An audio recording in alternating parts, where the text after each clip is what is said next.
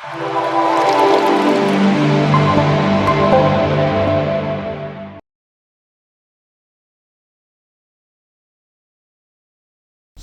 నమః. సద్గురు జ్యోతిష్యాలయం వారి యొక్క విశ్వావసునామ సంవత్సర 2025 మార్చి 29 నుండి మొదలు పెడితే మళ్ళీ 2026 మార్చి 28 వరకు వచ్చే ఈ తెలుగు నూతన సంవత్సరంలో వచ్చినటువంటి సంవత్సర రాశి ఫలితాలని మనం ఇప్పుడు తెలుసుకోబోతున్నాం. ప్రతి ఒక్కరికి ఏముంటుందంటే, గురుగారు నాకు ఎలా ఉండబోతుంది ఈ సంవత్సరం, నాకు ఆరోగ్యం ఎలా ఉంటుంది, నాకు ఐశ్వర్యం ఎలా ఉంటుంది, నా వ్యాపారం ఎలా ఉంటుంది, నాకు ఉద్యోగం ఎలా ఉంటుంది, నాకు అసలు ఉద్యోగం వస్తుందా రాదా, నాకు వివాహం అవుతుందా అవదా, నాకు సంతానం కలుగుతుందా కలగదా, నా వ్యాపారం అభివృద్ధి అవుతుంది, నేను విదేశాలకి వెళ్తానా వెళ్ళనా, ఎన్నో ప్రశ్నలతో కూడినటువంటి ఆ ప్రశ్నలకు సమాధానమే ఈ గోచార గ్రహస్థితి. ఇందులో మళ్ళీ చెప్తున్నాను, గోచార గ్రహస్థితి మీ యొక్క వ్యక్తిగత జాతకానికి ఒక 30 నుంచి 40% మాత్రమే వర్తిస్తుంది. మీరు పుట్టినటువంటి ఆ లగ్నం, మీ యొక్క టైం ప్రకారం ఒక లగ్నం ఉంటుంది, మీ నక్షత్రం ఉంటుంది, మీ పాదం ఉంటుంది. దాని ప్రకారంగానే సంపూర్ణ జాతకాన్ని తెలుసుకోవడం కుదురుతుంది. నేను చెప్పే ఈ గోచార ఫలితాన్ని కొంతవరకు తీసుకోండి. తర్వాత మీ యొక్క వ్యక్తిగత జాతకాన్ని మీ పరిసర ప్రాంతాల్లో ఉన్నటువంటి గురువులను సంప్రదించండి. గురుగారు, నాకు ఈ సంవత్సరం ఎలా ఉంది, నాకు జాతకం చెప్పండి అని వారి దగ్గర అవసరమైతేనే తెలుసుకోండి. మళ్ళీ చెప్తున్నాను, ప్రతి దాంట్లోనూ ప్రతి ఎపిసోడ్లోనూ నేను చెప్తూ ఉంటాను, జాతకం పడుతున్న వర్షానికి ఒక గొడుగు మాత్రమే, కానీ జాతకం జీవితం కాదు.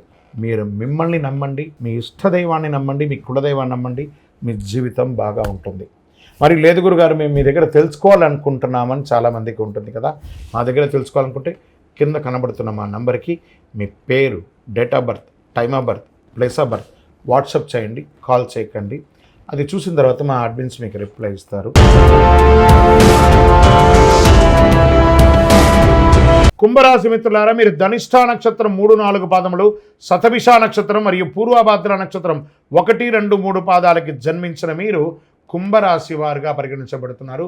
ఈ యొక్క విశ్వావసునామ సంవత్సరం మీకు శుభాశుభ ఫలితాలు ఎలా ఇస్తుందని చూస్తే, ఈ సంవత్సరం శని మీ యొక్క జన్మం నుంచి మీనంలోకి మారుతున్నారు. అంటే 7.5 యొక్క 3వ దశలో మీరు వస్తున్నారు. 2 దశలు అనుభవించి 3వ దశలోకి వచ్చేసారు. అంటే పాదశనిగా మారిపోతుంది. వీరికి సంవత్సరం శని జన్మ ద్వితీయ రాశులతో సంచరించే మిక్కిలి శ్రమకరంగా ఉంటుందని కూడా చెప్పవచ్చు. ఇదేదో మీకు బాగా ఉంటుంది, బాగా లేదని చెప్పడం కాదు. ఒక గ్రహం బాగలేకపోయినా మిగతా గ్రహాలు బాగున్నాయి, అవి కూడా చెప్పుకుంటూ వస్తాను. ఏ కార్యంలో సానుకూలంగానికి చాలా ఇబ్బందిగా ఉంటుంది. వృధా కార్యక్రమాలు ఎందు అలసట, భార్యపుత్రాది స్వజన విరోధములు, ఆరోగ్య లోపములు జరిగే అవకాశాలున్నాయి. అకారణ కలహములు అయ్యే అవకాశాలున్నాయి. పాప చింతన కలిగే అవకాశం ఉన్నాయి. చైత్ర వైశాఖమునందు, కార్తీక మార్గశిరమునందు గురువు చతుర్థ షష్ఠ రాశులందు సంచరించినప్పుడు బుద్ధి చాంచల్యం, తేజోహాని, ప్రవాసం, బంధుమూలక వ్యధ కలుగును. శత్రుజ్ఞాత బాధలు, చోర రోగ బాధలు అధికమయ్యే అవకాశాలు ఉన్నాయి. ఉద్యోగస్తులు ఇబ్బంది పెట్టే అవకాశం ఉన్నాయి. మిగిలిన సమయం అంతా కూడా పంచమ గురువు అయినందున చాలా వరకు పరిస్థితులు అనుకూలించే గురు భగవానుడు అనుకూలంగా కలిగిస్తున్నాడు. మీకు పుత్రవృద్ధి, సృజనత్వం, ప్రభు అనుకూలత, రాహు ద్వితీయ జన్మరాశుల్లోనూ, కేతువు సప్తమ అష్టమ రాశుల్లోనూ సంచరించే వృధా వ్యయం, వృధా వైరం, అధిక ప్రయాస కలుగుతుంది. భార్య భర్తల మధ్య కూడా కాస్త సఖ్యత లోపం అవుతుంది. స్వజన విరోధం, ఆరోగ్య లోపం, కళత్ర వర్గంలో పేచీలు, అన్నదమ్ముల మధ్యలో విపరీతమైనటువంటి పేచీలు, గొడవలు ఏర్పడే అవకాశాలు ఉన్నాయి. ఆఖరికి విడిపోయే అవకాశాలు కూడా ఉన్నాయి. ఇది భయపెట్టడానికి చెప్పట్లేదు, నిజాన్ని చెప్తున్నాను. చైత్ర వైశాఖ మార్గశిర పశ్చిమాసంలో కొంత అనుకూలం వస్తుంది. ఆషాఢ శ్రావణ భాద్రపదంలో అధికంగా జాగ్రత్తగా ఉండవలసినటువంటి అన్ని రంగాల వారికి, ఉద్యోగ, వృత్తి, వ్యాపార, విద్యార్థి, స్త్రీ పురుషులు అన్ని వారు కూడా జాగ్రత్త సుమి. 2025-26 ఇది మీరు ప్రతి క్షణం అనుకూలంగా ఉండవలటువంటి ఒక సంవత్సరం అని కూడా చెప్పచ్చు. తర్వాత మన మాస ఫలితంలో ఆ మాసంలో ఎలా మార్పులు జరుగుతాయో చెప్తాను. ఓవరాల్ 45% అనుకూలం, 55% ప్రతికూలం. అంటే మీరు ఎక్కడున్నారో ఒకసారి మీరు ఊహించుకోండి. మీరు మనం నడిచి వెళ్ళే దారిలో ఒక స్పీడ్ బ్రేకర్ ఉందంటే తెలిసిందంటే మనం జాగ్రత్త పడతామా లేదా అలా ఎక్కి కింద పడిపోతాం కదా. కుంభరాశి మిత్రులారా, చాలా జాగ్రత్తగా ఉండాలి. ప్రత్యేకించి ఆరోగ్యం పట్ల శస్త్రచికిత్స అయ్యే అవకాశాలు కూడా ఉన్నాయి. వాహన ప్రమాదాలు కూడా అయ్యా ఒక అసలు ఏంటి గురుగారు మీరు ఇలా చెప్తున్నారు అని అంటే, చెప్పకపోతే దోషం, చెప్పాను కాబట్టి జాగ్రత్త పడండి. ఇది మాత్రం నేను మీకు చెప్పగలను. నక్షత్రపరంగా ధనిష్ఠా వారికి ఆషాఢ బహుళం నుండి సంవత్సరాంతం వరకు నైదన తారయందు కేతు సంచారం, శతభిష వారికి మార్గశిర శుక్లం నుండి సంవత్సరాంతం వరకు జన్మతారయందు రాహు, ఆషాఢ బహుళం నుండి సంవత్సరం వరకు కేతు సంచరిస్తున్నారు. పూర్వభాద్ర వారికి సంవత్సరారంభం నుండి వైశాఖ పూర్వార్థం వరకు, తిరిగి భాద్రపద బహుళం నుండి మాఘ పూర్వభద్రం వరకు జన్మతారయందు శని, సంవత్సరారంభం నుండి కార్తీక బహుళ వరకు జన్మతారయందు రాహు సంచరిస్తున్నారు.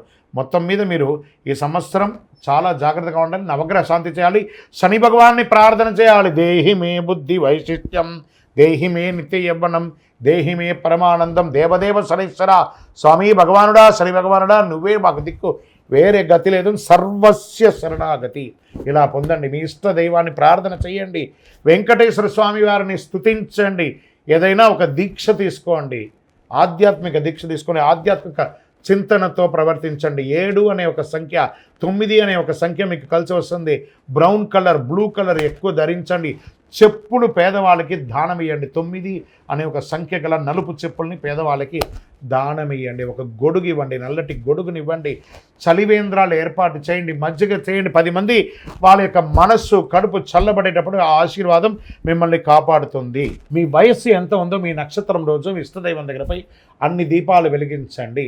ఇంకను సకల దోషాలు తొలగి ఆనందంగా ఉండడానికి ఈ యొక్క కరుంగాళి అద్భుతమైనటువంటి అతి శక్తివంతమైనటువంటి కరుంగాళి మాలను ధరించండి. 12 రాసుల్లో ఉన్నటువంటి మీరు ఆయురారోగ్య ఐశ్వర్య భోగభాగ్యాలతో ఉండాలని అఖిలాండ కోటి బ్రహ్మాండ నాయకుడు శ్రీ ధర్మశాస్త్ర అయ్యప్ప స్వామి వారిని సదా సర్వావస్థలందు మీకోసం, మీ క్షేమం కోసం ప్రార్థన చేస్తున్నాం. మీరు తిరుపతికి వచ్చినప్పుడు మన అయ్యప్ప స్వామి వారి 18 అవతారముల దేవాలయం జీవకోన తిరుపతిలో ఉంటుంది. రైల్వే స్టేషన్ నుండి, బస్టాండ్ నుండి 3 కిలోమీటర్ దూరంలో. ఒక్కసారి పుట్టినందుకు ఒక్కసారైనా అందులో అడుగుపెట్టండి. అందులో 27 నక్షత్రాలను కూడా ప్రతిష్ఠ చేయబోతున్నాం త్వరలో. మీరు వచ్చి దర్శనం చేసుకోండి. మీ యొక్క దోషాలన్నీ తొలగి ఆనందంగా ఉండండి. వందే మాతరం, వందే మాతరం, వందే మాతరం. శరణమయ్యప్ప.